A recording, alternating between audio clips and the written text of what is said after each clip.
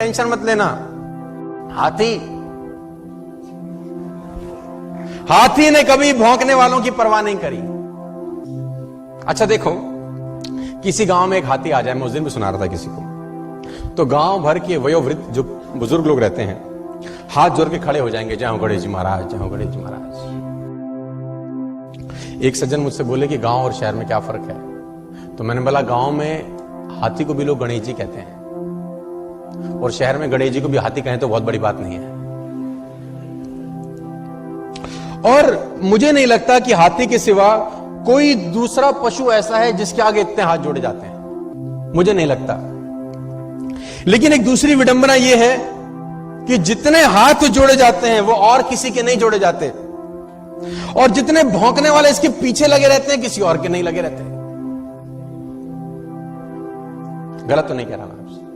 जितने हाथ जोड़े वाले इसके सामने खड़े रहते हैं उतना किसी और के नहीं, और जितने भौंकने वाले इसके पीछे रहते हैं किसी और के नहीं। गांव भर के वयोवृद्ध हाथ जोड़े खड़े होंगे और भौंकने वाले पीछे पड़े होंगे, तो टेंशन लेने का जरूरत। और मुझे आज तक साला ये बात समझ में नहीं आई कि कुत्तों को हाथी से तकलीफ क्या है।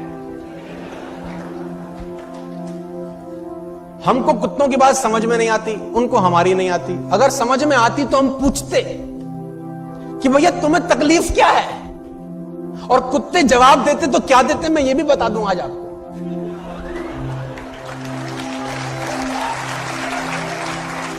कुत्ते बोलते हमें हाथी से कोई तकलीफ नहीं है, तो फिर भौंकते क्यों हो?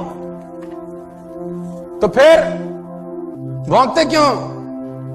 बोले एक ही बात बोलते, हमें तो इसके आगे हाथ जोड़े खड़े हुए जो लोग हैं ना वो सहन नहीं हो रहे साला।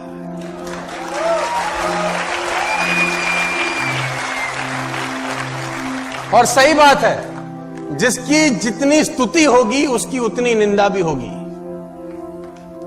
जिसकी जितनी स्तुति होगी उसकी उतनी निंदा होगी। स्तुति करने वाले हाथ जोड़े खड़े होंगे और भौंकने वाले पीछे पड़े होंगे। तो घबराने का जरूरत नहीं है कि अगर लोग आपको ताना मारें, टेंशन दें, आप अपना मस्त आगे आगे चलो। लेकिन दिक्कत क्या है? अच्छा, कुत्तों की इतनी हिम्मत नहीं है कि हाथी के आगे आके भौंके। आगे आके भौंकते नहीं, पीछे भौंकना बंद करते नहीं। लेकिन आप देखो हाथी को, देखो उसकी चाल में मस्ती बनी रहती है यार, क्योंकि वो हाथ जोड़ने वालों के पास ठहरता नहीं है और भौंकने वालों की तरफ मुड़कर देखता नहीं है।